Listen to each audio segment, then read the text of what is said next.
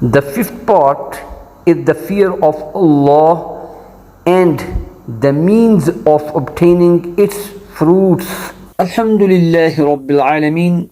والصلاة والسلام على أشرف الأنبياء والمرسلين.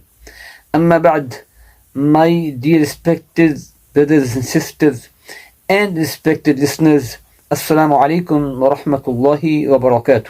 Topic was ongoing fear of Allah and its fruits and means of attainment. So Allah subhanahu wa ta'ala sent messengers to inculcate this fear of Allah in the heart. This is the instruction of Allah regarding the Holy Prophet sallallahu alaihi wasallam. أعوذ بالله من الشيطان الرجيم. بسم الله الرحمن الرحيم. يا أيها النبي إنا أرسلناك شاهدا ومبشرا ونذيرا. صدق الله العلي العظيم. O Prophet sallallahu alaihi wasallam, we have sent to you as a witness, a bearer of glad tidings and a warner. Allah sent all the prophets alayhim as-salatu was-salam, including you, as heralds and warners. Allah says, أعوذ بالله من الشيطان الرجيم. بسم الله الرحمن الرحيم. رسلا مبشرين ومنذرين لئلا يكون للناس على الله حجة بعد الرسل وكان الله عزيزا حكيما. صدق الله العلي العظيم. We sent messengers as bringers of good tidings and warners, so that mankind have no argument, no excuse before or against Allah after the messengers had come, and ever is Allah exalted in might and wise. The word came in the verse Mubashir. In English called evangelist means one who gives glad tidings of paradise and its blessing to the believers. And Nadir means one who warned the disbelievers of hell and its terrible torment. It means to fear Allah, that is, realize the greatness and glory of Allah. Imagine standing before Him and think that He knows all things openly and secretly. This is the command of Allah. أعوذ بالله من الشيطان الرجيم. بسم الله الرحمن الرحيم. وأسروا قولكم أو اجهروا به إنه عليم بذات الصدور.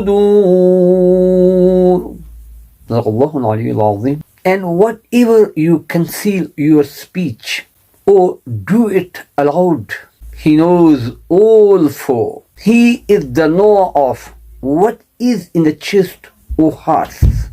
So, my dear listeners, listen to the fear of Allah on the day of judgment regarding a great personality person. Hazrat Umar, may Allah be pleased with him, said, I wish I had been a ram or lamb. It would have been slaughtered and eaten, but it would not have been human. Once he recited this verse of Surah Tur, أعوذ بالله من الشيطان الرجيم. إن عذاب ربك لواقع. Indeed, the punishment of your Lord will occur. So he started crying a lot until he fell ill, sick.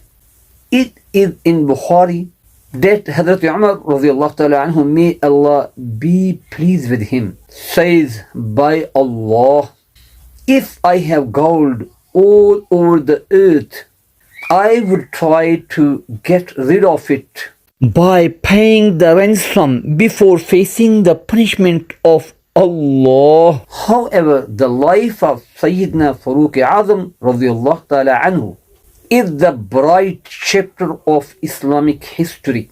which left every history behind.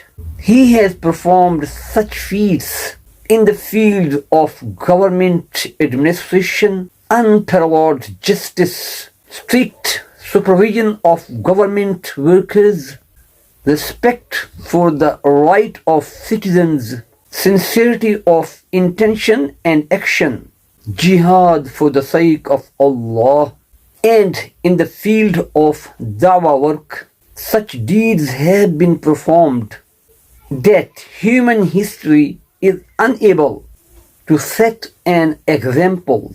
And the greatest thing is that he is one of the 10 evangelists who were given the glad tidings of paradise in this world to the 10 companions.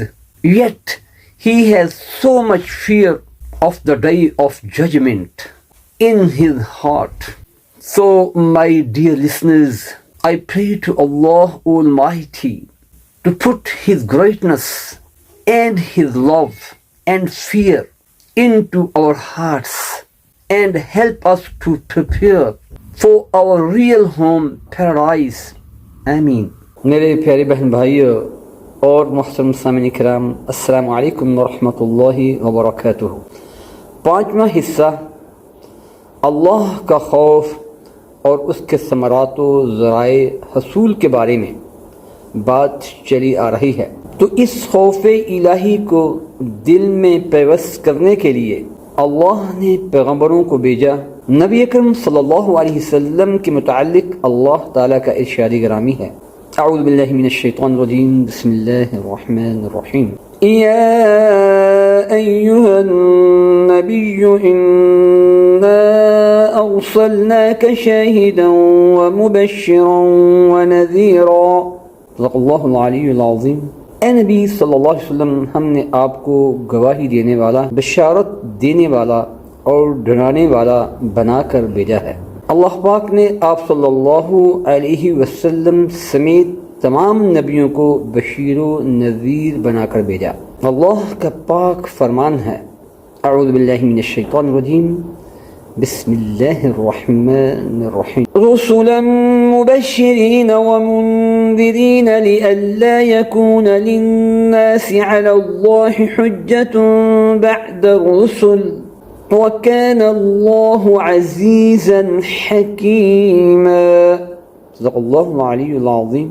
یہ سب رسول وہ تھے جو ثواب کی خوشخبری سنانے اور دوزخ سے ڈرانے والے بنا کر بھیجے گئے تھے، تاکہ ان رسولوں کے آ جانے کے بعد لوگوں کے پاس اللہ کے سامنے کوئی عذر باقی نہ رہے، اور اللہ کا اقتدار بھی کامل ہے، حکمت بھی کامل۔ آیت میں مبشر کا لفظ آیا ہے۔ مبشر کا مطلب ایمان لانے والوں کو جنت اور اس کی نعمتوں کی خوشخبری دینے والا، اور نذیر کا مطلب ایمان سے مکرنے والوں کو جہنم اور اس کے ہولناک عذاب سے ڈرانے والا۔ مطلب یہ ہے کہ اللہ کا خوف کھائیں، یعنی اللہ کی عظمت و جلال کا احساس کریں، اس کے سامنے کھڑا ہونے کا تصور کریں، اور اس بات کی فکر کریں کہ وہ کھلی چھپی تمام باتوں کو جانتا ہے۔ اللہ پاک کا ارشاد ہے، اعوذ باللہ من الشیطان الرجیم، بسم اللہ الرحمن الرحیم، وَأَسِرُّوا قَوْلَكُمْ أَوِ اجْهَرُوا بِهِ إِنَّهُ عَلِيمٌ بِذَاتِ الصُّدُورِ، صدق اللہ العلی العظیم۔ اور تم اپنی بات چھپا کر کرو یا زور سے کرو، سب اس کے علم میں ہے، کیونکہ وہ دلوں تک کی باتوں کا پورا علم رکھنے والا ہے۔ تو محترم سامعین کرام، محشر کے دن کے ڈر کے متعلق ایک عظیم الشان انسان کے بارے میں سنیے۔